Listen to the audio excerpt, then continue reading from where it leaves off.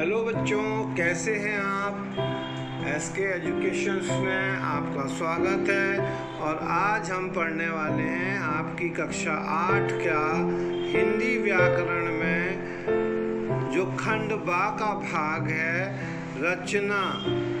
ठीक है, इसमें हम सबसे पहले पढ़ेंगे आज के चैप्टर में प्रपत्र भरना।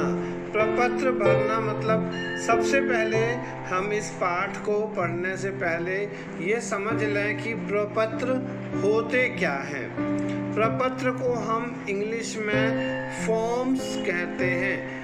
एप्लीकेशन फॉर्म हो सकते हैं, रिक्वेस्ट फॉर्म हो सकते हैं। तो जो भी फॉर्म होते हैं उन्हें हम प्रपत्र कहते हैं।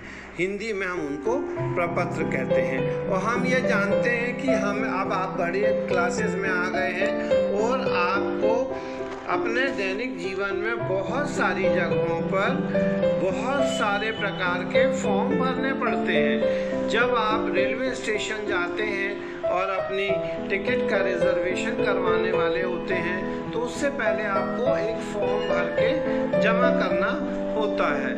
इसी प्रकार से यदि आप पोस्ट ऑफिस जा रहे हैं और मनी ऑर्डर कर रहे हैं किसी को, अथवा बैंक जा रहे हैं या कोई बैंक में जाकर के कोई पैसे निकालने हैं, तो इन सभी प्रक्रियाओं को पूरा करने के लिए सबसे पहले भरा जाता है प्रपत्र, एक फॉर्म। और उस फॉर्म को भरने के बाद जब आप उसे काउंटर पर देते हैं तो उस रिक्वायर्ड इंफॉर्मेशन के अकॉर्डिंगली उस पर काम किया जाता है। तो कोई भी प्रपत्र भरने के लिए हमें कुछ जरूरी सावधानियों को बरतना बहुत आवश्यक होता है। कुछ जरूरी सावधानियां बरतने से आपको कभी भी परेशानी का सामना नहीं करना पड़ेगा और इसके साथ ही आपका फॉर्म जो है वो रिजेक्ट नहीं होगा और ऑफिस में काम करने वाले लोगों को भी परेशानी का सामना नहीं करना पड़ेगा। तो फॉर्म भरते समय, प्रपत्र भरते समय आपको कौन कौन सी सावधानियां रखनी है। नंबर 1, प्रपत्र भरने से पहले प्रपत्र को अच्छी तरह पढ़ना चाहिए कि उसमें क्या क्या जानकारी मांगी गई है, कौन कौन सी जानकारियां आपको उसमें भरनी है। वो सारी जानकारियां आपके पास में हैं अथवा नहीं है। यदि वह जानकारियां आपके पास नहीं है तो पहले आप उन जानकारियों को इकट्ठा करिए, उसके बाद आप प्रपत्र को भरना शुरू करिए। नंबर 2, प्रपत्र साफ कर सुंदर स्पष्ट अक्षरों में भरा होना चाहिए। क्या होना चाहिए? प्रपत्र को नीट एंड क्लीन, साफ सुंदर हैंडराइटिंग में भरना चाहिए, जिससे कोई भी जो ऑफिस वर्क का आदमी है वो उसे आसानी से पढ़ ले और समझ सके। नंबर 3, प्रपत्र भरने के लिए नीली अथवा काली स्याही का इस्तेमाल करना चाहिए। तो आपको इस बात का भी विशेष ध्यान रखना है कि जब आप कोई भी प्रपत्र या फॉर्म भर रहे हैं तो आप या तो नीली कलर की स्याही यूज कीजिए या फिर काले कलर की स्याही यूज कीजिए, और किसी कलर की स्याही से फॉर्म्स या प्रपत्रों को नहीं भरना चाहिए। और नंबर 4, प्रपत्र भरते समय सभी कॉलम पूरे करने चाहिए, नहीं तो प्रपत्र रद्द कर दिया जाता है। सारे कॉलम आपको प्रॉपरली भरना चाहिए। तो ये थी 4 बहुत जरूरी जानकारी, सावधानियां, जिनके बाद आपको कभी भी अपने काम में मुश्किल का सामना नहीं करना पड़ेगा। तो चलिए अब हम यहाँ पर कुछ पोस्ट ऑफिस के और कुछ बैंक के प्रपत्रों के नमूने देखने जा रहे हैं कि उनको हम किस तरह से भरेंगे। और वीडियो को आखिरी तक देखिए, क्योंकि आखिरी में हम आपको कुछ ऐसे प्रपत्रों के ओरिजिनल प्रपत्र दिखाएंगे जिनको देख के आप समझ सकते हैं और उनमें से कुछ एक प्रपत्रों को भरकर भी दिखाएंगे, जिससे आपको भविष्य में कहीं कोई परेशानी ना हो। तो पहला प्रपत्र है मनी ऑर्डर का प्रपत्र। मतलब मनी ऑर्डर हम कहाँ पर करते हैं? मनी ऑर्डर हम करते हैं पोस्ट ऑफिस में। ठीक है, तो यहाँ आप देखेंगे, हम इसको जूम कर रहे हैं कि मनी ऑर्डर प्रपत्र संदेश के लिए स्थान, सबसे ऊपर लिखा हुआ है संदेश के लिए स्थान। मतलब आप जिसको मनी ऑर्डर कर रहे हैं उसको कुछ मैसेज देना चाहते हैं तो वहाँ पर आप वो मैसेज लिख सकते हैं। और उसके बाद नीचे एक लाइन लिखी हुई है कि डाकिया यहाँ से अलग करे। मतलब क्या होगा, उतने हिस्से को डाकिया फाड़ लेगा और जब मनी ऑर्डर का पैसा आपको वो देगा तो साथ में वो ये हिस्सा जो आपने मैसेज डाला हुआ है वो भी हमको मिल जाएगा। आने वाली कक्षाओं में हम मैसेज कैसे लिखते हैं, कम शब्दों में अपनी बात को हम किस तरह से कर सकते हैं उसको भी देखेंगे। उसके बाद आप देख रहे हैं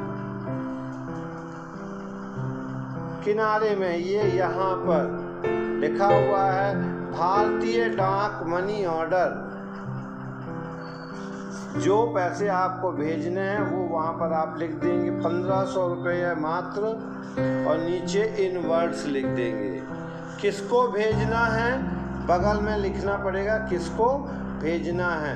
तो यहाँ पे सेवा में लिखेंगे हम, मान लीजिए आपको केशव दास गुप्ता, नूरजहां रोड, कानपुर, उत्तर प्रदेश को भेजना है तो आप यहाँ पे उनका पता लिखेंगे। लेकिन आपको एक चीज़ का विशेष ध्यान रखना है, और वो क्या है, आपको पिन कोड मालूम होना चाहिए। जिस जगह कानपुर में आप भेज रहे हैं वहाँ पर का क्या पिन कोड है, वो 6 अंकों का होता है, उसको आपको मालूम होना चाहिए। यदि नहीं मालूम है तो पहले आप वहाँ का पिन कोड पता लगा लीजिए, और अगर आप पिन कोड नहीं लिखेंगे तो आपका ये जो फॉर्म है वो रिजेक्ट हो जाएगा, आपको वापस भेज दिया जाएगा कि पहले पिन कोड लिखना है। और इस बाजू में लिखेंगे भेजने वाले के हस्ताक्षर। ठीक है, वहाँ पर आप लिखा हुआ है, इस लाइन के नीचे ना लिखें, इस लाइन के ऊपर ही आपको हस्ताक्षर करना है। इसका दूसरा मोड़, यानी दोबारा इसको यहाँ से मोड़ा जाता है और यहाँ पर डाला जाता है पोस्ट ऑफिस प्रेषक डाकघर। मतलब जिस पोस्ट ऑफिस से आप ये पैसे भेज रहे हैं वहाँ पर पोस्ट ऑफिस वाले क्या करते हैं, अपनी सील लगा देते हैं और इतने रुपए पोस्ट मास्टर वहाँ पर साइन कर देता है, रुपए लिख देता है और साइन कर देता है। नीचे यहाँ पे देखें, अब ये पोस्ट जो मनी ऑर्डर है वो आगे बढ़ता है, वो जाता है भुगतान करता डाकघर के पास, और वहाँ पर डाकघर जितने रुपए प्राप्त किए, जितने भी रुपए 1500 रुपये भेजे थे ना आपने, तो वो 1500 रुपये प्राप्त किए। प्राप्तकर्ता के हस्ताक्षर, गवाह के हस्ताक्षर, अदा करने वाले कर्मचारी के हस्ताक्षर। आप ये आपको नहीं भरना है, आपने ऊपर की जानकारियां भर दी। अब ये जब पहुंच जाएंगे पैसे तो वो लिखेगा प्राप्तकर्ता कि हाँ भाई ये इतने रुपए मुझे प्राप्त हुए। गवाह के रूप में वो अपने अड़ोसियों से, पड़ोसियों से या मित्र से साइन करवाएगा, और जिसने पैसे दिए हैं उसके भी यहाँ पर साइन होंगे। और इसके बाद पोस्ट ऑफिस की मोहर भी लगेगी। यहाँ बॉक्स में क्या होगा, मोहर यानी सील। ठीक है, और इसके बाद एक और मोड़ होगा जहाँ पर मनी ऑर्डर की पावती होगी, जहाँ पर मनी ऑर्डर की तारीख लिखी होगी, है ना। यहाँ पर इतने रुपए प्राप्त किए और फिर किसने प्राप्त किए, सेवा में भेजने वाले का नाम, पिन कोड। तो इस तरह से हम पोस्ट ऑफिस में मनी ऑर्डर को भेज सकते हैं। ठीक है, अब हम देखते हैं दूसरा प्रपत्र, वो है पैसे निकालने का फॉर्म। ठीक है, क्या देखेंगे, पैसे निकालने का। इस फॉर्म में मूलतः 2 हिस्से होते हैं और इंग्लिश में इस फॉर्म को हम विड्रॉल फॉर्म भी कहते हैं। ठीक है, इसमें क्या होते हैं, 2 हिस्से होते हैं। तो 2 हिस्सों में से एक हिस्सा आपको आपके पास पावती के रूप में मिल जाता है और एक हिस्सा डाकघर या पोस्ट ऑफिस के लोग अपने पास रख लेते हैं। ठीक है, इस चीज को आप ध्यान रखें। तो पहले हम एक साइड के हिस्से को देखते हैं जो पोस्ट ऑफिस में जमा होने वाला है। तो पेमेंट ऑफ रुपीज, पैसा निकालने का फॉर्म है। तो कितने पैसे निकालने हैं वो आपको लिखना पड़ेगा, दिनांक लिखनी पड़ेगी और उसके बाद में आप जब ये देंगे तो पोस्ट मास्टर वहाँ पे साइन करेगा और सील लगाएगा और रिसीव्ड रुपीस 1500 रुपये मात्र, दिनांक और सिग्नेचर करेंगे आप अपने यहाँ पर। ठीक है, और इसके बाद इसकी एक पावती ये बैंक को, पोस्ट ऑफिस को दे दी जाएगी। पोस्ट ऑफिस का नाम, अकाउंट नंबर, तारीख और कितने रुपए चाहिए हैं वो शब्दों में लिखेंगे और अंकों में भी लिखना है। तो अब आपको समझ में आया कि हम स्कूल में अपने हिंदी और इंग्लिश के अंकों में या शब्दों में क्यों पढ़ते हैं। और उसके बाद में इस निकासी के बाद कितना बकाया है, संदेशवाहक का नाम, संदेशवाहक के हस्ताक्षर, जमाकर्ता के हस्ताक्षर व अंगूठे के निशान। तो यहाँ पर आप रुपए डाल देंगे, इतने रुपए चाहिए हैं और बाकी ये छोड़ देंगे आप निकासी के बाद, बकाया कितना बचेगा। संदेशवाहक का नाम लिख देंगे, संदेशवाहक के हस्ताक्षर करवा देंगे और जमाकर्ता के हस्ताक्षर हो जाएंगे। तो ये था हमारा साधारण सा फॉर्म जो कि डाकघर में कैश विड्रॉल का फॉर्म है। अब हम आगे बढ़ते हैं।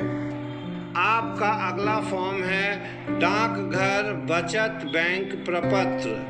डाकघर बचत बैंक प्रपत्र में भी आपको यहाँ पे अपना खाता नंबर लिखना होता है, डाकघर की जो शाखा है उस शाखा का नाम लिखना होता है, दिनांक डालनी होती है और जिसको दिए जाने हैं वो उनका नाम और कितने रुपए दिए जाने हैं शब्दों में और अंकों में लिखा जाता है और नीचे आप जो जमा कर रहे हैं उसको उसका अपना नाम या हस्ताक्षर वो वहाँ पर करता है। और यही सेम चीज़ आपको बगल वाले काउंटर में भी करनी होती है।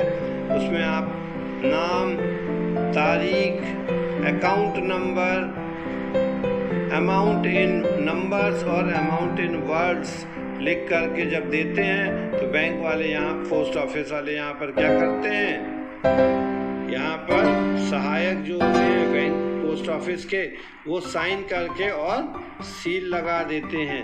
तो ये था हमारा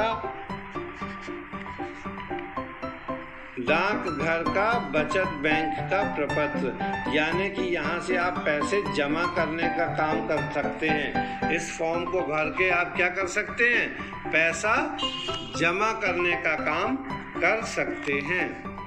इसके बाद अगला प्रपत्र है डाकघर में जब आप बचत खाता खोलते हैं तो क्या करना पड़ता है। जब डाकघर में आप बचत खाता खोलते हैं तो सबसे पहले आपको डाकघर का नाम लिखना होता है। सेकंड नंबर पे यहाँ आप देखिए 3 ऑप्शन दिखाई दे रहे हैं, बचत खाता, डाकघर खाता और सावधिक जमा। तो आप चूंकि बचत खाता खोल रहे हैं यहाँ पे बचत खाता में आप साइन कर देंगे। फिर उसके बाद पूछा जा रहा है नाम और पता, नाम और पता।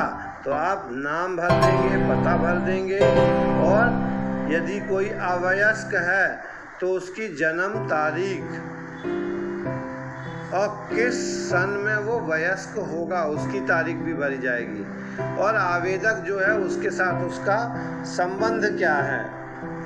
उसके बाद में परिचायक का नाम और पता, मतलब जो गवाह हैं, जो आपको जानते हैं उनको, और उनका पोस्ट ऑफिस में खाता भी है, ऐसे लोगों का एक परिचय देने वाले व्यक्ति का भी नाम, पता, उसका साइन किया जाएगा।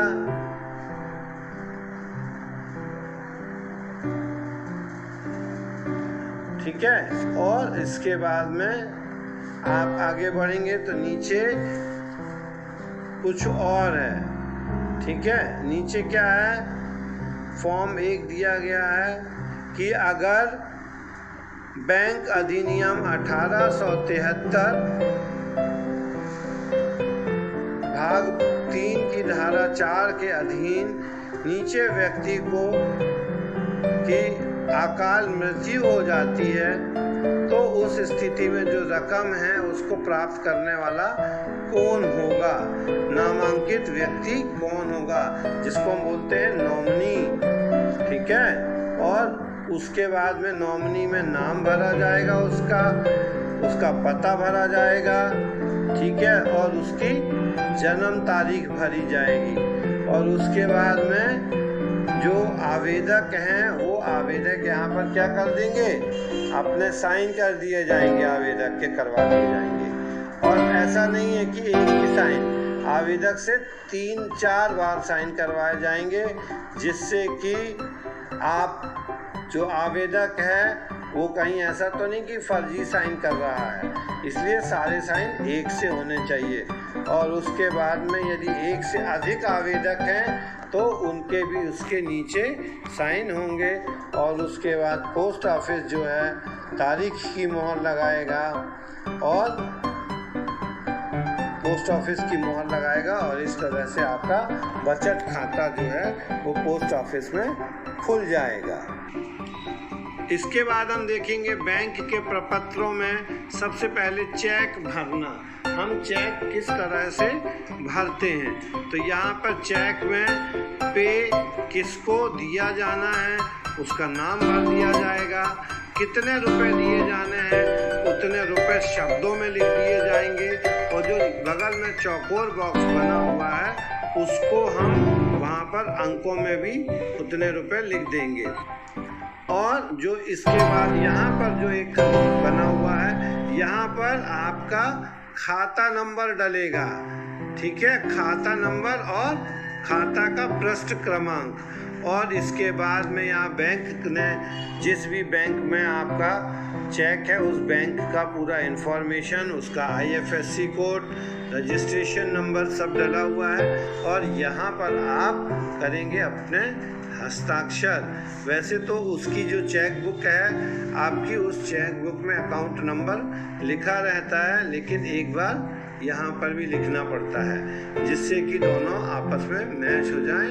और उसके बाद हम देखेंगे बैंक का जमा खाता प्रपत्र, यानी कि बैंक में जब हमको पैसे जमा करने होते हैं तो हमें क्या करना होता है।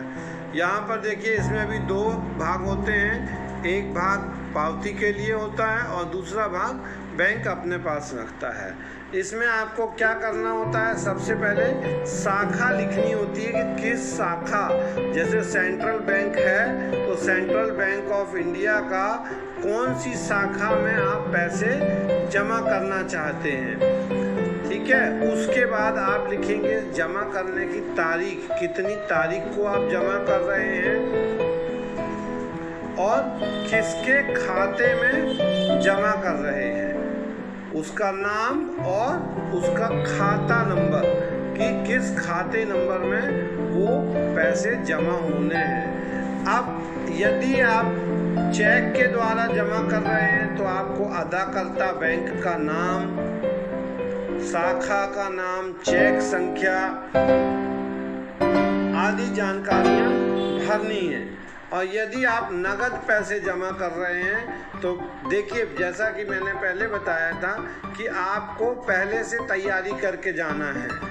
तो आपको यहाँ पर क्या करना है, जितने भी पैसे जमा करने हैं उन पैसों का नोट की जानकारी, मतलब आपके पास 500 रुपये के कितने नोट हैं, 200 रुपये के कितने नोट हैं, 100 रुपये के कितने नोट हैं, वो सारे जानकारी आप जमा करके अलग से लिख लें, ताकि जब आप वहाँ जाएं तो इस तरह से 500 के कितने नोट हैं, 200 के कितने नोट हैं, वो इनटू में लिखते जाएं और उसका ओवर सम यहाँ लिखते जाएं, और आखिरी में टोटल इतना लिख दें। लेकिन जिस तरह से एक ऐसी लंबी लाइन खींची गई है, ये जरूर खींचें। ऐसा खींचने का मतलब ये है कि कल को यदि आप पैसा जमा कर रहे हैं 6,000 रुपये और किसी ने उसमें 2,000 और बढ़ा के 8,000 बना लिया तो गड़बड़ हो जाएगी। इसीलिए आप बाकी की जो जगह है उसको कट कर दें और उसके बाद शब्दों में भी उसको भर दें और अपने हस्ताक्षर कर दें। जब आप इतना भर देंगे, उसके बगल वाले साइड में भी आपको यही सारी जानकारी भरनी है। नाम, शाखा का नाम, अकाउंट नंबर, तारीख, कितने पैसे शब्दों में, और जब आप बैंक में जाएंगे तो आपके पावती वाले भाग में बैंक एक सील लगाएगा और आपको दे देगा। तो ये था आपका पैसा जमा करने वाला फॉर्म बैंक का।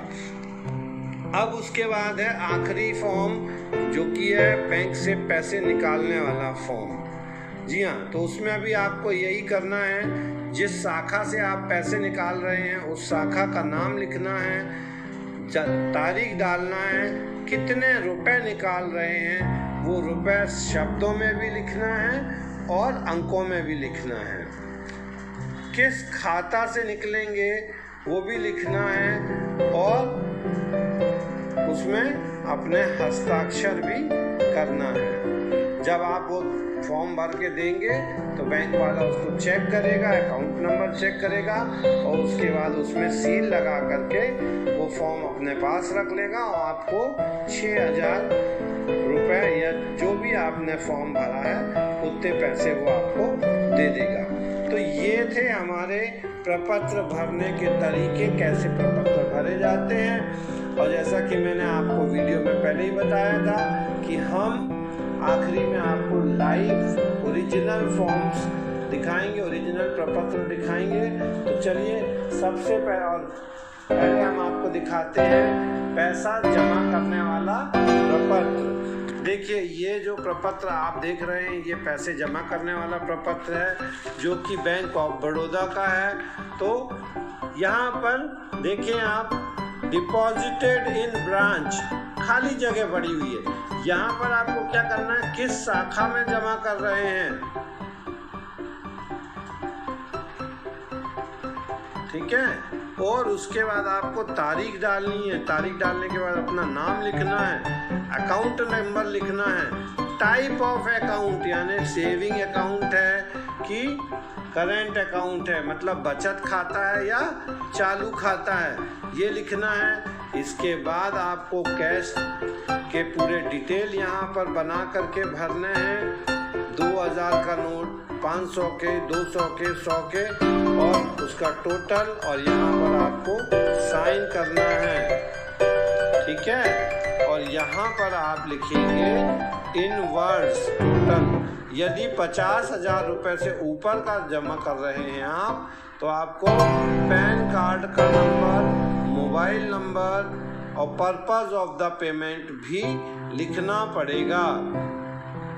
यदि 50,000 से कम कर रहे हैं तो आपको पैन कार्ड की ज़रूरत नहीं पड़ती है, ठीक है। और मोबाइल नंबर आप ज़रूर डालें फॉर्म में। मोबाइल नंबर डालने से क्या होता है कि जैसे ही पैसे जमा होते हैं तो आपके फ़ोन पे मैसेज आ जाता है और उसके बाद यही सारी जानकारी आप पावती में भरते हैं और पावती में भर देते हैं। तो जब ये पैसे जमा होते हैं तो ये पावती सील लगा करके बैंक के अधिकारी आपको लौटा देते हैं। तो ये तो था जमा करने का फॉर्म। और इसके बाद हम दिखाएंगे आपको चेक से पैसे निकालने का फॉर्म। यहाँ पे लिखा हुआ है पे रुपीस, अकाउंट नंबर छपा हुआ है और डेट और तारीख डली हुई है, और इस तरह से आप इसको निकाल सकते हैं। तो उम्मीद है आपको ये वीडियो पसंद आया होगा, और यदि वीडियो पसंद आया है तो उसको लाइक करें, शेयर करें, और आने वाले वीडियोस को ध्यान से देखें, क्योंकि ये सभी आपके दैनिक जीवन में काम आने वाले प्रपत्र हैं, और इसके साथ में आपको परीक्षाओं में भी ये प्रपत्र बहुत सहायक सिद्ध होंगे। तो अगली क्लास में हम फिर मिलते हैं, तब तक पढ़ाई करते रहिए, सुरक्षित रहिए।